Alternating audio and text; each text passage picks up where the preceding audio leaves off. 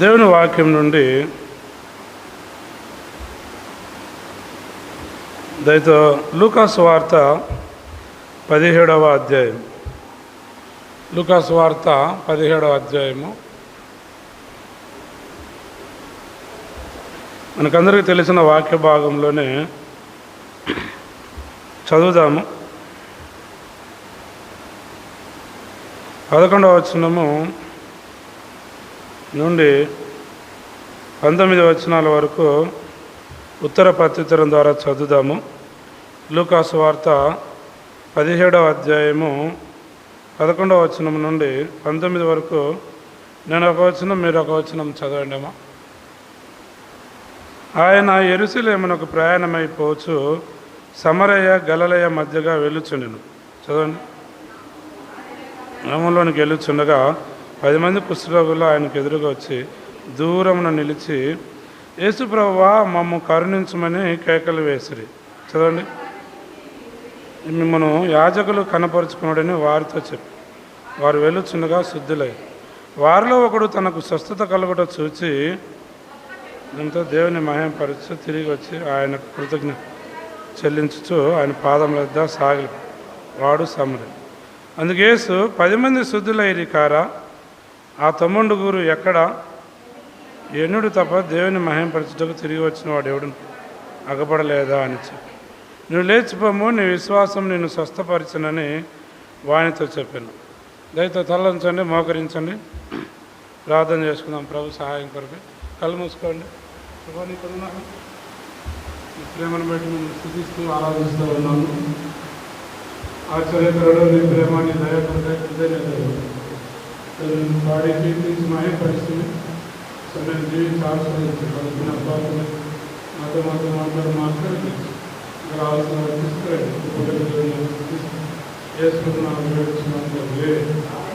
ఆమె.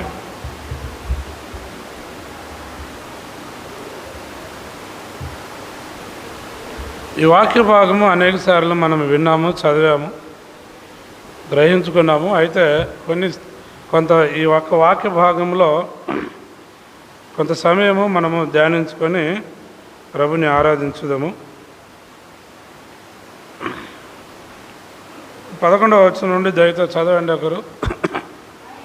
యెరూషలేమునకు ప్రయాణమై పోవచ్చు సమరయ గలిలయ మధ్యగా వెళ్ళుచుండెను. చదువు. ఆయన ఒక గ్రామంలోనికి వెళ్ళుచుండగా 10 మంది కుష్ఠరోగులు ఎదురుగా వచ్చి దూరం నిలిచి, యేసు ప్రభువా, మమ్మను కరుణించమని కేకలు వేసాలము. యేసుక్రీస్తు ప్రభువారు యెరూషలేమునకు ప్రయాణమైపోవచ్చు సమరయ గలిలయ మధ్యగా ఆయన వెళ్ళుచున్నాడు. అయితే ఆయన ఒక గ్రామంలోనికి వెళ్ళుచుండగా 10 మంది కుష్ఠరోగులు ఆయనకు ఎదురుగా వచ్చి దూరం నిలిచారు. ఆ సమరయ గలిలయ మధ్య గుండా వెళ్తుంటే ఒక గ్రామంలోనికి ఆయన వెళ్ళాడు. ఆ గ్రామంలోనికి వెళ్ళుచుండగా 10 మంది కుష్ఠరోగులు ఆయనకు ఎదురుగా వచ్చి దూరంలో నిలిచారు. దూరం నిలిచి కేకలు వేశారు, యేసు ప్రభువా, మమ్మను కరుణించమని కేకలు వేశారు. ఆ కేకలు ఆయన చెవులో చొరబడ్డాయి. ఆ కేకలు ఆయనకు వినపడ్డాయి. వాళ్ళు దూరం నిలిచారు. సామాన్య కుష్ఠరోగులు ఊరు వెళ్ళపడ్డ ఉండవాలేను, ఊరిలో నివసించడానికి వాళ్ళకి వీలు లేదు. కాబట్టి అందుకనే ప్రభువైన యేసుక్రీస్తు వారు ఒక గ్రామానికి సమరయ గలిలయ మార్గం గుండా వెళుతున్నప్పుడు ఆయన ఒక గ్రామానికి వెళ్ళుచుండగా, వాళ్ళు గ్రామంలో కాదు, గ్రామానికి వెళ్ళుచుండగా 10 మంది కుష్ఠరోగులకు ఆయన ఎదురుగా వచ్చారు. అంటే ఊరిలో ఉండడానికి వాళ్ళకి అవకాశం లేదన్నమాట. వాళ్ళు ఏం చెప్పినా ఊరు వెళ్ళపడ్డ ఉండవలేను. కాబట్టి ఈయన గ్రామానికి వెళుతుంటే, ఒక గ్రామానికి వెళ్ళుచున్నగా 10 మంది కుష్ఠరోగులు మార్గ మధ్యలోనే ఆయనను చూచి ఆయనకు దూరంగా నిలిచి వాళ్ళు కేకలు వేశారు. దూరం నిలిచి కేకలు వేశారు. ఆయన వారిని చూచి, మీరు వెళ్ళి మిమ్మల్ని యాజకులకు కనపరుచుకుని వారితో దగ్గరికి రమ్మని కానీ, వాళ్ళు దగ్గరికి వచ్చినట్లు కానీ, ఆయన చేయబెట్టి ప్రార్థన చేసినట్లు కానీ అవేమీ లేవు అక్కడ. వాళ్ళు దూరం నిలిచి కేకలేశారు. ఇక్కడ దూరం నుండి ఆయన వాళ్ళకి జవాబు చెప్పాడు. మిమ్మల్ని వెళ్ళి మీరు యాజకులకు కనపరచుకుపోండి అని చెప్పాడు. వాళ్ళు కుష్ఠరోగంతో ఉన్నారు. వారు వెళుచుండగా అనే మాట రాసింది, చదవండి 14వ వచనం. ఆయన వారిని చూచి మీరు వెళ్ళి మిమ్మల్ని యాజకులకు కనపరుచుకున్నాడని వారితో చెప్పిన. వారు వెళ్ళుచుండగా శుద్ధులైరు. ఆ దినాల్లో యాజకులే నిర్ణయించేది ఇది పవిత్రమైన కుష్ఠపోడనా అపవిత్రమైనదా అని. ఇది కుష్ఠపోడ ఈ కుష్ఠపోడ కలిగిన వాడు వీడు పవిత్రుడా అపవిత్రుడా అని యాజకులే కనపరిచేది. దేవుని మందిరంలో దేవుని యొక్క యాజకులు ఉంటారు. వాళ్ళు వీడు పవిత్రుడు అపవిత్రుడని నిర్ణయించేది వాళ్ళే. కుష్ఠరోగం ఉందా పోయిందా అనేది చెప్పేది వాళ్ళే. కాబట్టి అందుకని మిమ్మల్ని మీరు వెళ్ళి యాజకులు కనపరుచుకున్నాడని చెప్పాడు. వారు వెళ్ళుచుండగా శుద్ధులైరనే మాట రాసింది. ఎప్పుడైతే ప్రభు మాట విన్నారో విని వారు వెళ్ళారు. వారు వెళ్ళుచున్నగానే శుద్ధులైపోయారు. ఆ సంగతి మనకు బాగా తెలుసు. తర్వాత చదువుదామా. వారిలో ఒకడు తనకు స్వస్థత కలుగుట చూచి గొప్ప శబ్దంతో దేవుని మహిమపరచు తిరిగి వచ్చి ఆయన కృతజ్ఞతాస్తుతులు చెల్లించుచు ఆయన పాదముల యొద్ద పడెను, సాగిలపడెను. వాడు సమరయుడు. వారిలో ఒకడు తనకు స్వస్థత కలుగుట చూచి, అందరూ చూసుకోలేదా? మిగతా 9 చూసుకోలేదా? చూసుకున్నారు. వారు అటే వెళ్ళిపోయారు. కాబట్టి ఇతనికి అంతరంగంలోనూ శరీరంలోనూ స్వస్థత వచ్చింది. ఇతనికి అంతరంగంలోనూ శరీరంలోనూ స్వస్థత వచ్చింది. కృతజ్ఞతా బుద్ధి అతనికి హృదయంలో పుట్టింది. అతని హృదయంలో పుట్టింది. అంతరంగంలో తనకు కార్యము జరిగింది. అందుకని వాడు ఊరుకొండలేకపోయాడు. బంధువులు కనపరచడానికి వెళ్ళిపోలేదు, కుటుంబీకులకు కనపరచడానికి వెళ్ళిపోలేదు, గ్రామస్తులు కనపరచడానికి వెళ్ళిపోలేదు. వాళ్ళందరికీ స్వస్థత కలిగింది. అయితే వారు అటే వెళ్ళిపోయారు. అందరికీ స్వస్థత కలిగింది. వాళ్ళు వాళ్ళ స్నేహితుల దగ్గరకో, వాళ్ళ కుటుంబీకుల దగ్గరకో, వాళ్ళ గ్రామస్తుల దగ్గరకో, వాళ్ళ అధికారుల దగ్గరకో, వాళ్ళ వృత్తికో ఏదో వాళ్ళు అటే వెళ్ళిపోయారు స్వస్థత పడిన తర్వాత.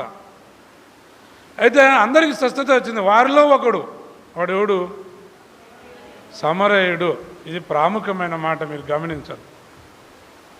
వారిలో ఒకనికి స్వస్థత కలుగుట చూచి వాడు గొప్ప శబ్దం చేసుకుంటూ వచ్చాడు. శబ్దం చేసుకుంటూ వచ్చాడు. ఏమని? నజరేయుడైన యేసు, నన్ను నీవు బాగు చేసితివా? దావీదు కుమారుడైన యేసు, ఎక్కడున్నావు? నన్ను నీవు బాగు చేసితివా? ఆయన వెతుక్కుంటూ వచ్చాడు. ఆయన ఎక్కడున్నాడో ఒక గ్రామంలోకి వెళ్ళిపోయాడు. గ్రామం మధ్యలో ఊరెలపట కనపడ్డారు ఇక కుష్ఠరోగులు. ఊర్లో కాదు, ఎందుకంటే ఊర్లో ఉండేదానికి కుష్ఠరోగులకు ఆ దినాల్లో లేదు. ఊరెలపట వారు ఉండవలేను. కనుకనే మార్గ మధ్యలో ప్రభు ఒక గ్రామానికి వెళ్తుంటే వారు మార్గ మధ్యలో కనపడ్డారు. దగ్గరికి కూడా రాలేదు. వారి 10 మంది దూరం నిలిచి కేకలేశారు, యేసు, నజరేయుడైన యేసు, మమ్మల్ని కరుణించు అని. ఏమని కేకలేశారు? ప్రభువా, యేసు ప్రభువా, మమ్మను కరుణించమని కేకలు వేశారు. ప్రభు వారిని పిలవలేదు. మళ్ళా అదే స్థలం నుండే ప్రభు వారికి ఉత్తరం ఇచ్చాడు. మీరు వెళ్ళి మీరు ఉన్న స్థలంలో నుండే, మీరు ఒకడుగు ముందుకు వెళ్ళాల్సిన అవసరం లేదు, ఇంకొకరు కడుక్కోవాల్సిన అవసరం లేదు, ఇంకొక చోటికి పోవాల్సిన అవసరం. మీరున్న స్థలంలో మిమ్మల్ని మీరు వెళ్ళి యాజకులకు ఎక్కడైతే కేకలు వేశారో అక్కడే వాళ్ళకి స్వస్థత. ఏ స్థలంలో నిలబడి కేకలు వేశారో వాళ్ళు అటే వెళ్ళిపోయారు. ఇక ప్రభుని టచ్ చేయడం కానీ, ప్రభు దగ్గరికి రావడం కానీ, ప్రభు ముట్టుకోవడం కానీ అవన్నీ ఏం జరగలేదు. దూరం నుండే. దీన్ని బట్టి అర్థం ఏంటంటే ఆయన తన వాక్కును పంపి వారిని బాగు చేసిన మాట రాసి ఉంది. ఏది? కీర్తనలో 107వ అధ్యాయమా ఏదో చదవండి. ఇంత మంచి మాట రాసి ఉంది ఆడ. 107లోనే ఎక్కడో చూడండి. ఆయన తన వాక్కును పంపి వారిని బాగు చేసిన ఒక మాట రాసి ఉంది. 107వ అధ్యాయం 20వ వచనం. 107:20. ఆయన తన వాక్కును పంపి వారిని, చాలా అంతే. ఈ శిష్యులను ఒకరిని పంపించడం కానీ, వాళ్ళని పిలుచుకొని రావడం కానీ అవన్నీ ఏమీ జరగలేదు అక్కడ. నోటి శబ్దం ద్వారానే వాళ్ళు శబ్దం చేశారు. అదే శబ్దం ద్వారా రిటర్న్ శబ్దంతో దేవుడు ఏం చేశాడు వాళ్ళని, అంతే. వాళ్ళు శబ్దం చేశారు, అదే రిటర్న్ శబ్దంతో ఏం చేశాడు దేవుడు వాళ్ళని, అంతే. దేవుని బిడ్డ, అమ్మా నిద్రపోవద్దు, కళ్ళు తెరుచుకోండి. కళ్ళు మూసుకుంటే నిద్రపోతున్నారని నాకు అర్థము, గుర్తుపెట్టుకోండి. సరే, మనము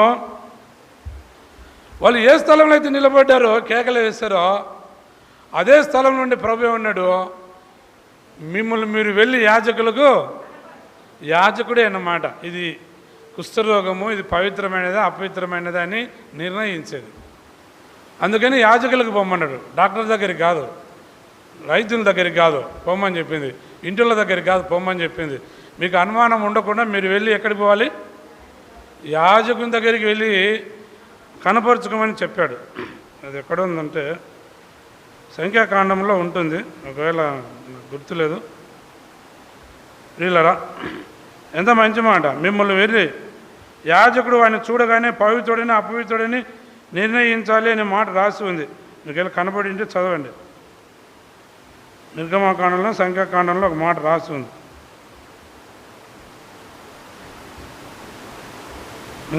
కనపచ్చిందా? 14వ అధ్యాయం అనుకుంటాను, ఎక్కడంటే అది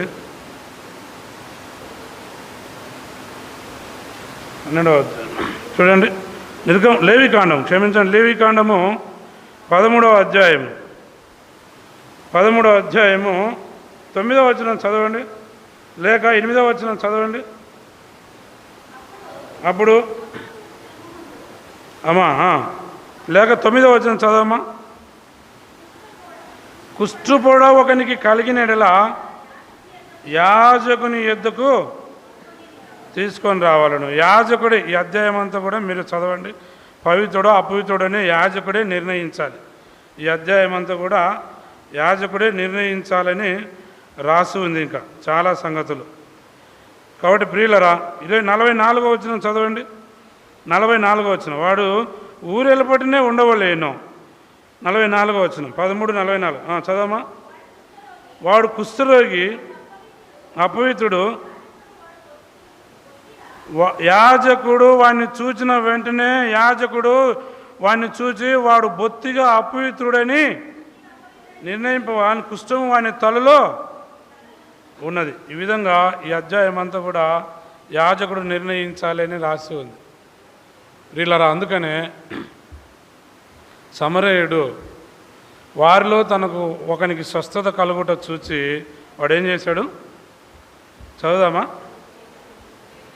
వారిలో ఒకడు తనకు స్వస్థత కలుగుట చూచి 16వ వచనం, గొప్ప శబ్దముతో దేవుని మహిమపరచు తిరిగి వచ్చి ఆయన కృతజ్ఞతాస్తుతులు చెల్లించుచు ఆయన పాదముల యొద్ద సాగిలపడిన వాడు సమరయుడు. సమరయ అనే పట్టణము పేరు షోమ్రోన్. ముందు మొదటి రాజుల గ్రంథము 16వ అధ్యాయం. ఆ పట్టణం పేరు షోమ్రోను. మొదటి రాజుల గ్రంథము 16వ అధ్యాయం. వాటిని గమనించి చదువుదాము. 16వ అధ్యాయంలో మనము ఒక మాట చదువుదాం. 24వ వచనం చదవండి. 16వ అధ్యాయము మొదటి రాజులు 16:24. షెమెరు నొద్ద షోమ్రోను కొండను 4 మణుగుల వెండికి కొనుక్కొని ఆ కొండ మీద పట్టణం ఒకటి కట్టించను. ఆ కొండ యజమాడైన షెమెరు అను అతని పేరును బట్టి తాను కట్టించిన పట్టణమునకు షోమ్రోను అను పేరు పెట్టిన. ఓమ్రి ఇశ్రాయేలుపు రాజు అయ్యాడు. అయితే ఓమ్రి ఏం చేశాడంటే షెమెరు నొద్ద షోమ్రోన్ అనే ఒక కొండను 4 మణుగుల వెండి కొనుక్కొని ఆ కొండ మీద ఒక పట్టణం కట్టించి ఆ కొండ యజమానుడైన షెమెరు అని అతని పేరు పెట్టి తాను కట్టించిన పట్టణమునకు షోమ్రోను అనే కాడ 1 కింద సంఖ్య ఉంది. కింద ఫుట్ నోట్లు ఏముందేమా, సమరయ. అది సమరయ అనే పట్టణము ఓమ్రి రాజు ఒక కొండను కొనుక్కొని దానికి షెమెరు అని కొండకు ఆ కొండ అధిపతి పేరు పెట్టాడు. తర్వాత దాని పేరు సమరయ, షోమ్రోను మొదటి పేరు. కాబట్టి ఈ విధంగా దినాలు అహాబు రాజు కూడా అక్కడ నుండే పరిపాలన చేశాడు. ఓమ్రి కొడుకైన అహాబు కూడా అక్కడ నుండే పరిపాలించాడు. అహాబు పరిపాలించుతున్న దినాలలో మరి అహాబు చెడిపోయి భ్రష్టుడై చివరిగా మరి ఆ కొండ మీదను ఇతర దేవతలను పెట్టి అనుసరించి పూజిస్తూ ఇశ్రాయేలు వారిని భ్రష్టు పట్టించాడు. ఆ తర్వాత అన్యజనులుగా అందులో నివాసం చేస్తూ వచ్చారన్నమాట. అన్యజనులుగా ప్రియులరా, ఆ విధంగా ఆ పట్టణాలు ఉంటున్నప్పుడు మనము ఇంకా కొన్ని విషయాలు గమనించుతాము. ఈ సమరయ పట్టణానికి చెందినవాడు ఈ వ్యక్తి. ఈ కుష్ఠరోగి ఎవరు? సమరయ పట్టణానికి చెందినవాడు. అందుకని మనము యేసుక్రీస్తు ప్రభువారు వచ్చిన తర్వాత యేసుక్రీస్తు ప్రభువారు షోమ్రోన్, దాని పేరు ముందుగా షోమ్రోన్ అని మనం చదువుతాం. దానికి ఆమోసు గ్రంథంలో కూడా ఒక మాటను మనం గమనిస్తాం. 4వ అధ్యాయము మొదటి వచనం. ఆమోసు గ్రంథము 4వ అధ్యాయం మొదటి వచనం. ఆమోసు గ్రంథము చదవండి. షోమ్రోను చాలమ్మా, బాషాన్ ఆవులారా, చాలమ్మా షోమ్రోను పర్వతం ఉన్న బాషాన్ ఆవులారా అని చెప్పాడు. షోమ్రోను పర్వతం మీద ఉన్నటువంటి ఇశ్రాయేలీలు కాకుండా అన్యులు నివసించు భ్రష్టత్వంలో జీవిస్తూ వచ్చారు. అందుకని షోమ్రోను పేరే సమరయ. చుట్టూ కొండ ఉంది, ఆ కొండ మీద కట్టబడింది. ఆ పట్టణము కొండ మీద కట్టబడింది. దాని చుట్టూరు ఫలవంతమైనటువంటి లోయలు ఉన్నాయని చరిత్ర చెప్తూ ఉంది. దాని చుట్టూరు ఫలవంతమైన లోయలు ఉన్నాయి. అవి చాలా పుష్కలంగా మరి ఫలాలు కలిగినటువంటి లోయలు అన్నమాట. ఆ మార్గం గుండా ప్రభువైన యేసుక్రీస్తు వారు వెళ్ళవలసి వచ్చింది. సమరయ మార్గం గుండా వెళ్తున్నప్పుడు, గలిలయ సమరయ మార్గం వెళ్తున్నప్పుడు ఈ 10 మంది కుష్ఠరోగులు ఎదురయ్యి 10 మందిలో ఒకడు స్వస్థత కలుగుట చూచి గొప్ప శబ్దంతో దేవుని మహిమపరుచు తిరిగి వచ్చిన ఆయన పాదముల ఎదుట సాగిలపడిన వాడు సమరయుడు. ప్రభుని ఆరాధిస్తూ వచ్చాడు సమరయుడు. ఈ షోమ్రోను పట్టణానికి చెందినవాడు సమరయుడు. ప్రభువైన యేసుక్రీస్తు వారు సమరయ స్త్రీతో ఎండవేళ అక్కడ సుకారణ బావి దగ్గర కూర్చున్నట్లుగా మనం గమనించుతాం. అయితే సమరయులు అంటరాని వారుగా ఆమె భావించి చెప్తా వస్తూ వచ్చింది. ఒకవేళ ఆమె ఏమంటుందంటే సమరయులతో సాంగత్యం చేయరే అని చెప్తుంది. మనకు తెలుసు 4వ అధ్యాయం యోహాను సువార్త 4వ అధ్యాయంలో 4వ వచనం ఒక మాట చదవండి. యోహాను సువార్త 4వ అధ్యాయం 4వ వచనంలో సమరయ మార్గమున వెళ్ళవలసి వచ్చును గనుక యాకోబు తన కుమారుడైన యోసేపుకి ఇచ్చిన సుకారణకు ఊరికి వచ్చును. ఈ సంగతి అంతా మనకు తెలుసు. సమరయ స్త్రీ అక్కడికి రావడము 7వ వచనంలో సమరయ స్త్రీ ఒకటి నీళ్లు చేదుకుంటూ అక్కడికి రాగా యేసు ప్రభు ఆమెను చూసి నాకు దాహం నెక్కిమని ఆమెను అడిగినము. ఆయన శిష్యులేమో ఆహారం కొనేదానికి ఊర్లోనికి వెళ్ళిండ్రి. ఆ సమరయ స్త్రీ ఒక మాట చెప్పింది, యూదుడు అయిన నీవు సమరయ స్త్రీ నన్ను దాహం నెక్కిమని ఎలాగ అడుగుతున్నావని ఆయనతో చెప్పారు. ఏలైనగా యూదులు సమరయులతో సాంగత్యము ఎందుకు చేయరు? సమరయులు అంటరాని వారుగా అయిపోయారు. యూదులు సమరయులతో సాంగత్యము చేయరన్నమాట. అందుకని అంటరాని వారుగా యూదులు వాళ్ళని చూసి భావించేవాళ్ళు. యూదులు ఏర్పరచబడిన వారి ప్రజలు. సమరయ పట్టణమే, సమరయలోనే ఇజ్రాయేలీలు ఉన్నారు. ఈ కొండను ఎప్పుడైతే కొనుక్కొని ఓమ్రి పరిపాలించి తన కొడుకైన అహాబు పరిపాలించిన తర్వాత షోమ్రోను పట్టణాన్ని పరిపాలక కేంద్రంగా ఏర్పాటు చేసుకొని అక్కడ ఇజ్రాయేలీలను పరిపాలిస్తూ వచ్చారు. యెరూషలేములో యూదులు పరిపాలిస్తూ వచ్చారు. యెరూషలేములో యూదులు ఉంటారు. యూదయ ప్రాంతంలో అన్నింటిలో యూదులు ఉంటారు. కాబట్టి సమరయలో ఇజ్రాయేలీలు ఉంటారు. గలిలయలో హేరోదులు పరిపాలిస్తారు. ఈ విధంగా ఉంటున్న సందర్భంలో మనము సమరయ పట్టణానికి ప్రభువైన యేసుక్రీస్తు వారు వెళ్తున్నప్పుడు ఆ స్త్రీ చూచి నాకు దాహం నిక్కమని ప్రభు ఎప్పుడైతే అడుగుతాడో ఆమె అంటుంది, యూదులైన మీరు సమరయులైన మేము మాతో మీకు సంబంధం లేదే అంటది. సాంగత్యము లేదు, పొత్తు లేదు, అంటరాని వారమని. దేవుని బిడ్డ ఒక మాట చొప్పున అంటరాని వారిని ఆరాధించే వారిగా చేశాడు దేవుడు. యూదులే కాదు, దేవుడు అంటరాని వారిని కూడా ఆరాధించేవారిగా దేవుడు చేశాడు అన్నమాట. అందుకని ప్రభు వారు చెప్పాడు, దేవుడు ఆత్మ కనుక ఆయన ఆరాధించేవారు ఆత్మతోనూ సత్యముతోనూ ఆరాధించాలి అని చెప్పాడు. కాబట్టి ప్రియులారా, మనం ఈ ప్రాముఖ్యమైన మాటను గమనించేది ఏంటంటే, వాస్తవంగా ప్రభువైన యేసుక్రీస్తు వారు తన శిష్యులకు చెప్పేది ఏమిటంటే, ఒక మాట చెప్పాడు 10వ అధ్యాయంలో, మార్కు సువార్త 10వ అధ్యాయంలో ఒక మాట చెప్పాడు. ఏమని చెప్పాడంటే, ఆ దినాల్లో ఇలాంటి యూదులతోనూ ఇజ్రాయేలీలతోనూ లేక యూదులతోనూ సమరయులతోనూ సాంగత్యము లేదు. అయితే శిష్యులను తాను పరిచర్యకు పంపించేటప్పుడు ఒక మాట చెప్పాడు, మీరు సమరయ గ్రామంలోనికి వెళ్ళవద్దు అని చెప్పాడు. 10వ అధ్యాయంలో ఒక మాట చదువుదాము, 5వ వచనం. మత్తయి సువార్త 10వ అధ్యాయం 5వ వచనం. యేసు,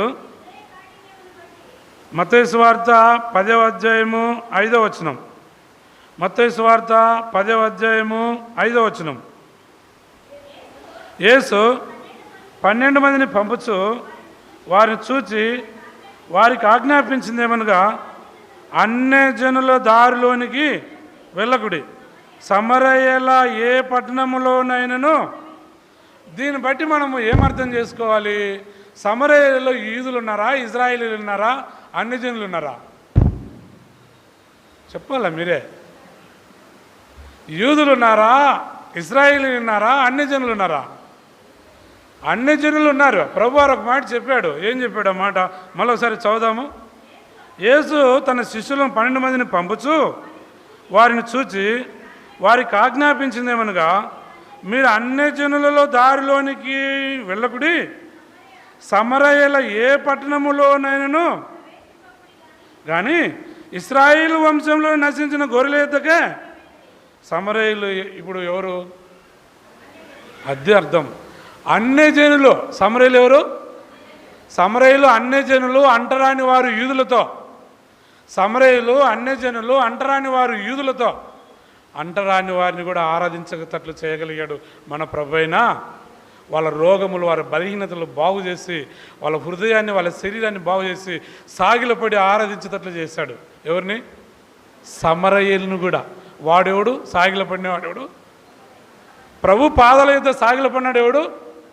సమరయుడు. వాడు మహిమపరచు దేవుని ఇంటికి వచ్చిన రాసం. మహిమపరచు యేసు పాదముల మీద పడి సాగిలపడ్డాడు. సాగిలంటే బోర్ల పడ్డాడు యేసు పాదంలో. మిగతా 9 ఏమైపోయారు? వారు అటు వెళ్ళిపోయారు అంతే. వాళ్ళ అక్కర జరిగింది, వాళ్ళు వెళ్ళిపోయారు. వారి బంధువులకో, వారి స్నేహితులకో, అయినపోయిన వారికో, గ్రామస్తులకో, కుటుంబీకులకో, పరిచయస్తులకో, లేకుంటే ఇంకా యాజకుల దగ్గరికి వెళ్ళి ఆడి చూపించుకుంటున్నారో వాళ్ళ సంగతి అటు క్లోజ్గా. అయితే వారిలో ఈ సమరయుడు, ఒక అన్యజనుడు ఎటువంటి బుద్ధి కలిగి ఉన్నాడు, ఒక సమరయుడు ఎటువంటి బుద్ధి కలిగినాడు, ఒక అంటరాని వాడు ఎటువంటి మనసు కలిగినాడు, వాడు శారీరకంగాను ఆత్మీయంగాను బాగుపడి దేవునికి కృతజ్ఞతలు చెల్లించడం కొరకై ప్రభువును వెతుక్కుంటూ వచ్చాడు. బహుశా ఆయన ఏ గ్రామానికి వెళ్ళాడో ఆ గ్రామానికి వెతుక్కుంటూ పోయాడు. గ్రామంలో కాదు వాళ్ళని స్వస్థపరిచింది, ఊరు వెలపట ఒక గ్రామానికి వెళ్తుంటే. ప్రియులారా, ఆ సందర్భంలో మనం గమనించితే ఆ విధంగా వాడు వెతుక్కుంటూ పోయి ప్రభు పాదాల మీద సాగిలపడి దేవుని మహిమపరిచాడు. దేవుని బిడ్డలారా, అయితే ప్రభు ఒక మాట చెప్పాడు. శిష్యులకు చెప్పిన మాట ఏంటంటే, మీరు సమరయ్యల అన్యజనులలో దారిలోని కానీ సమరయ్యల గ్రామంలోనికి మీరు వెళ్ళకుడే అని చెప్పాడు. అయితే ప్రభువైన యేసుక్రీస్తు వారు తాను చనిపోయి తిరిగి లేచి పునరుద్ధాడిన తర్వాత పరలోకానికి వెళ్ళక ముందు ప్రభు ఒక మాట చెప్పాడు. ఏం చెప్పాడు? మీరు సర్వలోకానికి వెళ్ళి సర్వసృష్టికి, అప్పుడు ముందు అన్యజనుల దారికి వెళ్ళొద్దు, ముందు ఇజ్రాయెల్ దగ్గరికి వెళ్ళమని చెప్పాడు. ముందు ఇజ్రాయెల్ మధ్య సువార్త చేయండి. ఎందుకు చేయమన్నాడు? ముందు ఇజ్రాయెల్ మధ్య సువార్త చేయండి. వాళ్ళు యూదులు కదా, ధర్మశాస్త్రం అనుసరించే వాళ్ళు కదా, ధర్మశాస్త్రం పాటించే వాళ్ళు కదా, సున్నతి కలిగిన వారు కదా, కాబట్టి యెహోవానికి గుర్తెరిగిన వాళ్ళు కదా. పరిస్థితులు ఎలా ఉంటాయో ముందు యూదుల మధ్యనే సువార్త ప్రకటించండి, అన్యజనుల ద్వారాకి వెళ్ళొద్దు. అని చెప్పాడు. ఆ తర్వాత ప్రభువుని యేసుక్రీస్తు వారు చనిపోయి తిరిగి లేచిన తర్వాత ప్రభు ఒక మాట చెప్పాడు 16వ అధ్యాయంలో, మీరు సర్వలోకానికి వెళ్ళి సర్వ సృష్టికి సువార్తను ప్రకటించుడి. 16వ అధ్యాయం మాట చదవమా. మార్కు సువార్త 16వ అధ్యాయంలో ఏం చెప్పాడు? 16వ అధ్యాయంలో మీరు ఎన్నో అధ్యాయమా? మత్తయిలోనా 10లోనా? 16, 15. మీరు సర్వలోకమునకు వెళ్ళి సర్వ సృష్టికి సువార్తను ప్రకటించుడి. నమ్మి బాప్తిసం పొందినవాడు రక్షింపడు, నమ్మని వానికి వాని పాపమును బట్టి శిక్ష విధించబడునని చెప్పాడు. సర్వలోకానికి వెళ్ళండి చెప్పిన తర్వాత ఆయన పరలోకానికి వెళ్ళిపోయాడు. ఆదిమ సంఘములో శ్రమలు వచ్చాయి. అప్పుడు ఫిలిప్ ఏం చేశాడంటే, దేవుని సేవకుడైన ఫిలిప్, ఏర్పాటు చేయబడినటువంటి ఫిలిప్ సమరయ గ్రామానికి వెళ్ళి సువార్త ప్రకటించాడు. మీకు ఆ సంగతిని జ్ఞాపకం చేస్తాను. అపోస్తుల కార్యములు 8వ అధ్యాయం. అపోస్తుల కార్యములు 8వ అధ్యాయము. ఫిలిప్ ఆదిమ సంఘానికి శ్రమ వచ్చినప్పుడు ఆ కాలం మొదటి వచనం చదవండి. ఆ కాలమందు యెరూషలేములోని సంఘమునకు గొప్ప హింస కలిగినందున అపోస్తులు తప్ప అందరూ యూదయ సమరయ దేశములందు. తర్వాత 5వ వచనం. అప్పుడు ఫిలిప్పు సమరయ పట్టణమునకు వెళ్ళి క్రీస్తును వారికి ప్రకటించెను. ఆ జన సమూహములు విని ఫిలిప్పు చేసిన సూచక్రియలు చూసిన అతడు చెప్పిన మాటలందు ఏక మనసుతో లక్ష్యం ఉంచిరి. సమరయ ప్రజలు క్రీస్తును అంగీకరించారు. 12వ వచనం. అయితే ఫిలిప్పు దేవుని రాజ్యమును గూర్చి యేసుక్రీస్తు నామమును గూర్చి సువార్త ప్రకటించుచుండగా వారు అతను నమ్మి పురుషులను స్త్రీలను బాప్తిసము పొందిరి. తర్వాత 14వ వచనం. సమరయ వారు దేవుని వాక్యం అంగీకరించరని యెరూషలేములోని అపోస్తలులు విని. తర్వాత 17వ వచనం. అప్పుడు పేతురు చదవమా, చేతులుంచగా పరిశుద్ధ ఆత్మను పొందిరి. ఇప్పుడు మనం గమనించే సత్యం ఏమిటి? అంటరాని వారిని కూడా దేవుడు ఏం చేశాడు? అన్యజనులను కూడా ఏం చేశాడు? ఆరాధించేవారిగా చేశాడు అన్నమాట. అంటరాని వాడు. యూదులతో సమరయులతో సాంగత్యము చేయరు, పొత్తు లేదు. వారు అంటరాని వారుగా ఉన్నారు, అన్యజనులుగా ఉన్నారు.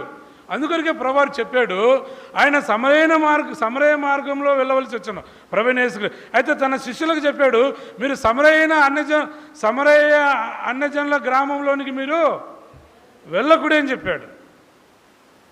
ఆ తర్వాత తన పరలోకానికి ఆరోహణమైపోయేటప్పుడు ఏం చెప్పాడు? మీరు సర్వలోకానికి వెళ్ళి సర్వ సృష్టికి ప్రకటించ. ఆదిమ సంఘానికి వచ్చినటువంటి గొప్ప హింసను బట్టి ఇటువంటి శిష్యులందరూ చెదిరిపోయినప్పుడు సువార్త సమరయ గ్రామానికి కూడా మోసుకొని పోయాడు. ఎవరు? ఫిలిప్పు. ఎవరమ్మా? ఫిలిప్పు సువార్తను సమరయ గ్రామానికి కూడా, అంటరాని వారు కూడా ప్రభుని ఆరాధించవలేను. ప్రభు ఇచ్చిన ఆజ్ఞ ఏమిటి? మీరు సర్వలోకానికి వెళ్ళి సర్వ సృష్టికి ప్రకటించడని ఆజ్ఞ ఇచ్చాడు. కాబట్టి ఆ ఆజ్ఞకు లోబడి బద్ధుడై విధేయుడై ఈ సువార్తకుడైనటువంటి ఫిలిప్పు అన్యజనుల గ్రామం అయినటువంటి సమరయ గ్రామానికి కూడా సువార్తను తీసుకుని వెళ్ళాడు. అక్కడ ఫిలిప్పు యొక్క చేసిన సూచక్రియల ద్వారాను మారు మనసు పొంది బాప్తిసం తీసుకొని పరిశుద్ధాత్మను పొంది దేవుణ్ణి ఆరాధించే భాగ్యాన్ని సమరయ ప్రజలకు కూడా దేవుడు కలగజేస్తూ వచ్చాడు. ప్రియమైన దేవుని బిడ్డలారా, అందుకనే ఈ సత్యాన్ని మనం గమనించున్నాం. వాడు సమరయుడు. ఏది? లూకాసు వార్త 17వ అధ్యాయము. ఆ వచనం చదువుదాము. లూకాసు వార్త 17వ అధ్యాయము. గొప్ప శబ్దంతో దేవుని మహిమపరచు వాడు తిరిగి వచ్చి కృతజ్ఞతాస్తుతులు చెల్లించు సాగిలపడిన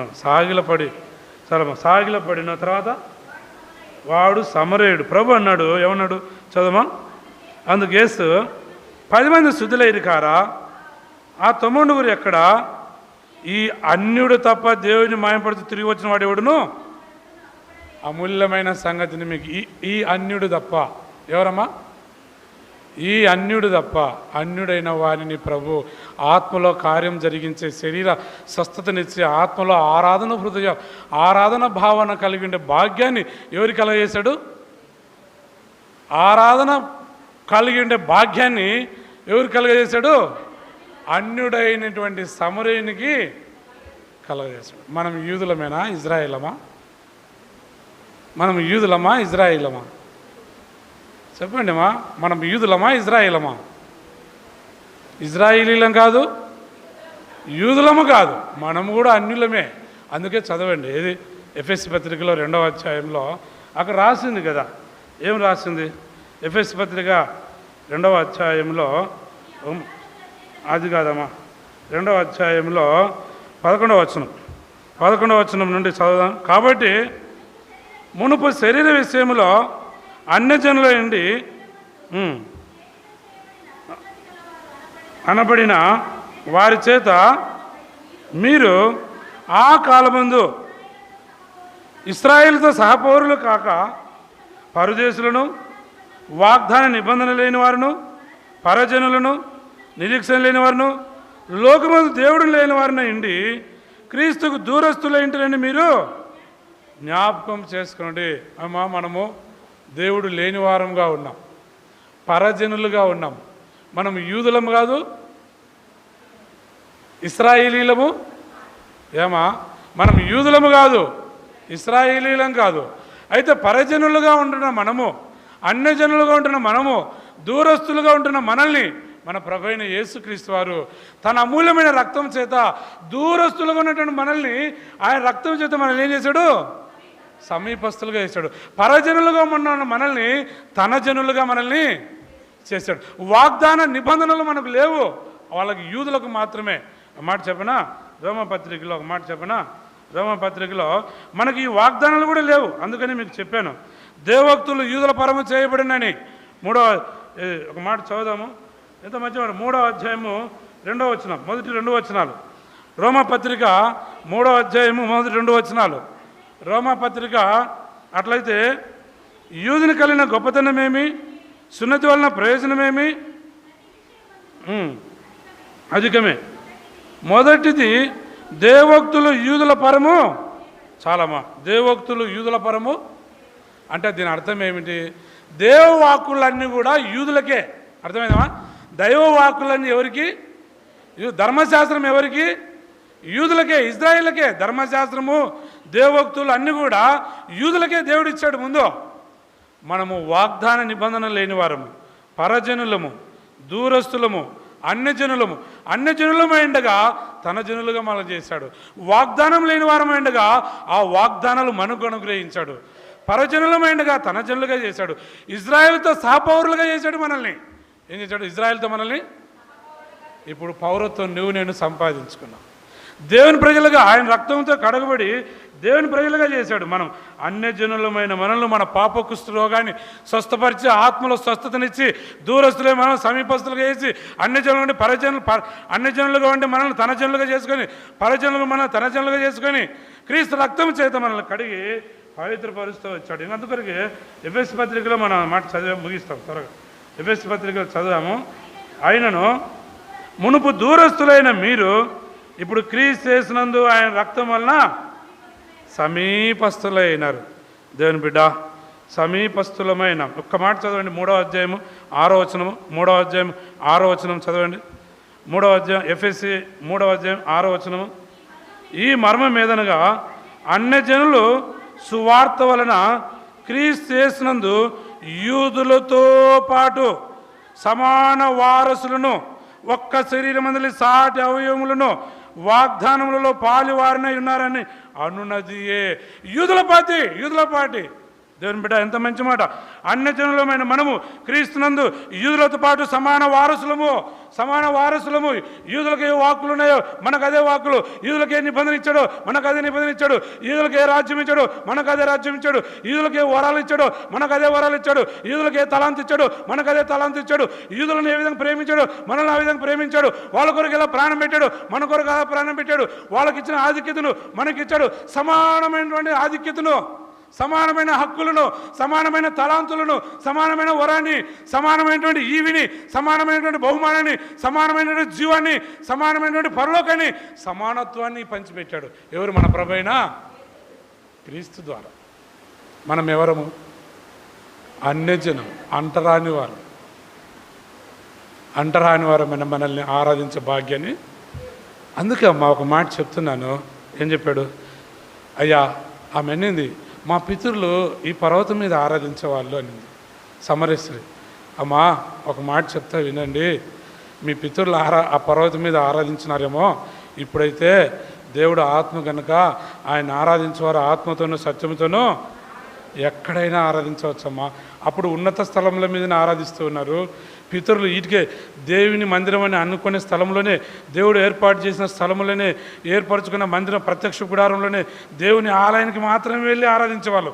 అప్పుడైతే ఆరాధించాలంటే దేవుని ఆలయానికి వెళ్ళి ఆరాధించేవాళ్ళు. ఇప్పుడు అలా కాదమ్మా. దేవుడు ఆత్మస్వరూపిన దేవుడు ఎక్కడే ఉన్నాడు. ఆ దేవుడు ఆత్మ కనుక ఆయన ఆరాధించేవారు ఆత్మతోనూ ఆరాధించవాలని చెప్తూ వచ్చాడు. పరాయి ప్రజలమైన మనల్ని, దూరస్థులమైన మనల్ని, ఇజ్రాయెల్తో సహపౌరులు కాకుండా మనల్ని, కాబట్టి ఎన్నికలేని మనల్ని సమాన హక్కులను, వాగ్దానాలు ఇచ్చాడు, సమానత్వాన్ని ఇచ్చాడు. ఇంకేం చదివినావాడ? ఎఫెసీ పత్రిక 3వ అధ్యాయం 6వ వచనంలో, ఎఫెసీ పత్రిక 3వ అధ్యాయం 6వ వచనం చదివినాము. ఆ కాలం ముందు ఎఫెసీ పత్రిక 3వ అధ్యాయము 6వ వచనం, ఈ మర్మం ఏదనగా అన్యజనులు సువార్త వలన క్రీస్తు యేసునందు యూదులతో పాటు సమాన వారసులను ఒక్క శరీరమందలి సాటి అవయములను వాగ్దానములలో పాలువారినై ఉన్నారని అనున్నది. వాగ్దానాలు మనకిచ్చాడండి. ఒకప్పుడు వాగ్దానాలు యూదులకు మాత్రమే, మనకు కాదు. ఇప్పుడు మనకు వాగ్దానాలు ఇచ్చాడు. మనల్ని తన జనులుగా చేశాడు. సమాన హక్కులు కల్పించాడు. సమాన భాగ్యం ఇచ్చాడు. ఇజ్రాయెల్తో సహపౌరులుగా చేశాడు. ఆత్మసత్యములతో యూదులతో ఇజ్రాయెల్తో పాటు ఆరాధించే భాగ్యం. పాపులమైన, దౌర్భాగ్యులమైన, దుష్టులమైన, అన్యజనులమైన, పరాయవారమైన, లెక్కకి ఎన్నికరాని, నీచులమైన, అసహ్యులమై కడద్రోయబడి సమాన హక్కులు లేని మనకు దూరస్తులైన మనము, కాబట్టి అన్యజనుల మనము నిత్య నరకానికి మన పాప శిక్షను బట్టి అనుభవించుతున్న మనల్ని అటువంటి ఉగ్రతను యేసుక్రీస్తు వారి ద్వారా తప్పించి, విడిపించి, విమోచింపేసేసి ఇజ్రాయెల్తో సహపౌరులుగా మనల్ని కూడా చేశాడు. ఏమిచ్చి ఆయన ఆరాధిస్తాం? హృదయమార ప్రభుని ఆరాధించుటకు ప్రభు సహాయం చేయండి. లేచి నిల్చుండి ఒక చరణం పాడదాం.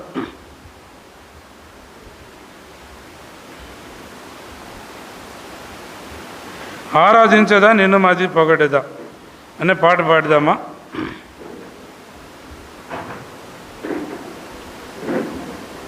ఎంతమ్మా నెంబరు?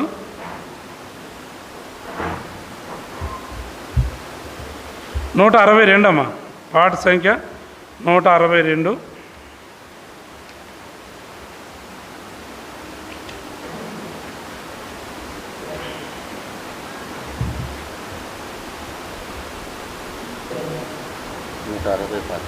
ఇంకొక పుస్తకంలో 160 అమ్మా.